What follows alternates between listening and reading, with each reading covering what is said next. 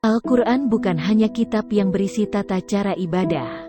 Seiring perkembangan waktu dan teknologi, kini semakin banyak fakta sains di dalam Al-Quran yang telah terbukti. Hal tersebut menunjukkan Al-Quran bukan karangan manusia, melainkan firman Allah yang kebenarannya tak perlu diragukan. Dan inilah 7 fenomena sains yang disebutkan di dalam Al-Quran yang telah terbukti kebenarannya. Namun sebelum lanjut, jangan lupa klik tombol subscribe agar kami tetap semangat dalam memberikan ilmu bermanfaat lainnya untuk Anda. Bertemunya dua lautan. Pertemuan antara dua arus laut ini terjadi di Selat Gibraltar, tepatnya di antara Spanyol dan Maroko. Menurut para ilmuwan, fenomena tersebut terjadi karena air laut dari Samudra Atlantik dan dari Laut Mediterania memiliki karakteristik yang berbeda, dilihat dari suhu air, kadar garam, dan kerapatannya. Mengenai fenomena bertemunya dua lautan ini, Al-Quran telah menjelaskannya 14 abad silam. Dia membiarkan dua lautan mengalir yang keduanya kemudian bertemu. Antara keduanya ada batas yang tidak dilampaui masing-masing. Garis edar tata surya. Menurut ahli astronomi, matahari bergerak dengan kecepatan 720.000 km per jam ke arah bintang Vega, dalam sebuah garis edar yang dinamakan solar apex. Ini berarti matahari bergerak sejauh 17.280.000 km dalam sehari.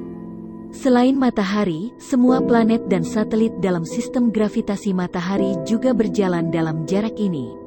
Semua bintang yang ada di alam semesta pun sama.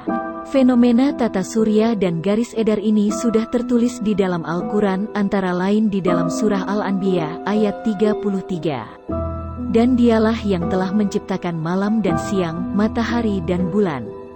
Masing-masing dari keduanya itu beredar di dalam garis edarnya.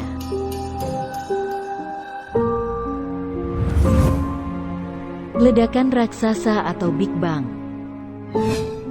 Big Bang diyakini sebagai peristiwa yang menyebabkan terbentuknya alam semesta.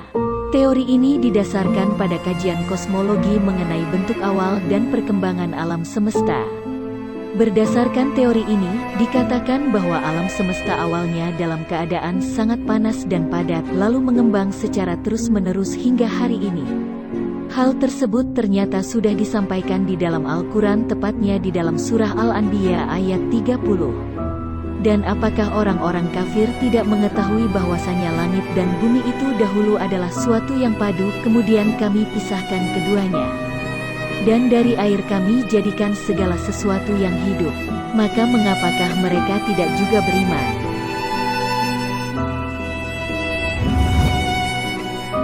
Api di dasar laut. Fenomena ini ditemukan oleh seorang ahli geologi asal Rusia, Anatol Sebagivik dan Yuri Bagdanov, dan seorang ilmuwan asal Amerika Serikat. Mereka meneliti kerak bumi dan patahannya di dasar laut lepas pantai Miami.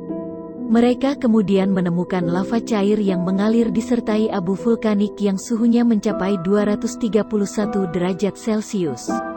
Sejalan dengan hal ini, lagi-lagi Al-Quran sudah menyinggung tentang api di dasar lautan ini. Dan laut yang di dalam tanahnya ada api.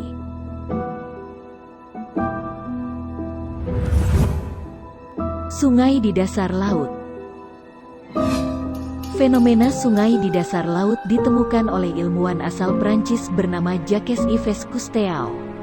Para ahli menyebut fenomena ini sebagai lapisan hidrogen sulfida, karena air yang mengalir di sungai dasar laut ini memiliki rasa air tawar. Selain itu, sungai dasar laut ini ditumbuhi daun-daun dan pohon. Fenomena ini disebutkan di dalam Al-Quran, tepatnya di dalam surah Al-Furqan ayat 53. Dan dialah Allah yang membiarkan dua laut mengalir berdampingan, yang satu tawar dan segar dan yang lainnya asin.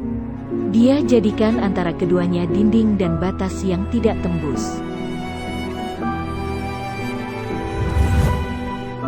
Dasar lautan yang gelap. Manusia tak mampu menyelam 40 meter di bawah laut tanpa peralatan khusus. Dalam sebuah buku berjudul Oceans dijelaskan pada kedalaman 200 meter hampir tak dijumpai cahaya, sedangkan pada kedalaman 1000 meter tak terdapat cahaya sama sekali. Kondisi dasar laut yang gelap baru bisa diketahui setelah penemuan teknologi canggih. Namun Al-Quran telah menjelaskan keadaan dasar lautan tersebut sejak ribuan tahun yang lalu.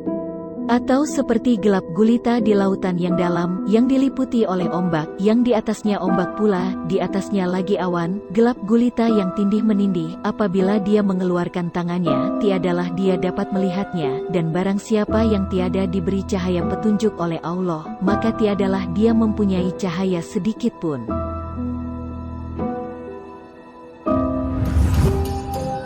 Sidik jari manusia. Sidik jari ditemukan pada akhir abad ke-19. Sebelumnya, mayoritas orang menganggap jika sidik jari adalah lengkukan-lengkukan biasa tanpa makna khusus. Setiap manusia, termasuk mereka yang terlahir kembar identik, memiliki pola sidik jari yang berbeda. Dengan kata lain, salah satu tanda pengenal manusia terdapat pada ujung jari mereka. Al-Quran telah menjelaskan tentang kesempurnaan jari manusia ini. Bukan demikian, sebenarnya kami kuasa menyusun kembali jari jemarinya dengan sempurna. Itulah 7 fenomena sains yang disebutkan di dalam Al-Quran yang telah terbukti kebenarannya. Semoga ulasan ini bermanfaat dan dapat menambah wawasan kita semua. Amin amin ya rabbal alamin.